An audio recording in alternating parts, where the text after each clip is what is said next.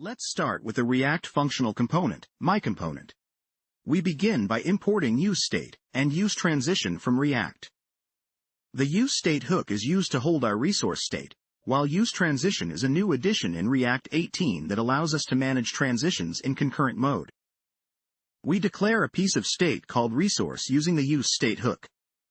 This will store the data fetched from an API, initially set to undefined. We then set up our transition by calling useTransition, which returns a startTransition function and a boolean called as pending. StartTransition is used to mark updates that we consider as non-urgent, while as pending indicates if there's a pending transition. Our component has a function, loadResource, which takes a URL as its argument. To optimize user experience, we'll initiate the data fetching inside a startTransition block which lets React know that the updates triggered by this block can be interrupted if more urgent updates come along. Inside the startTransition, we call a mock function, fetchResource. This simulates fetching data from an API.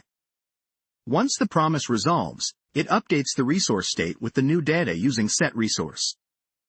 By wrapping our API call in startTransition, if the user triggers an update that is marked as urgent while our resource is still loading, React can interrupt this less important rendering work and avoid potential inconsistencies or memory leaks. Now, let's move on to the render method. This is where we define our component's markup. We start with a container div. Inside the div, we have a button. When clicked, it calls loadResource with a specified URL to fetch the resource from. To enhance user experience, we provide immediate feedback when the data is being fetched. We use the isPending boolean to conditionally render a loading message. After the loading message, we check if the resource has been loaded and display its content.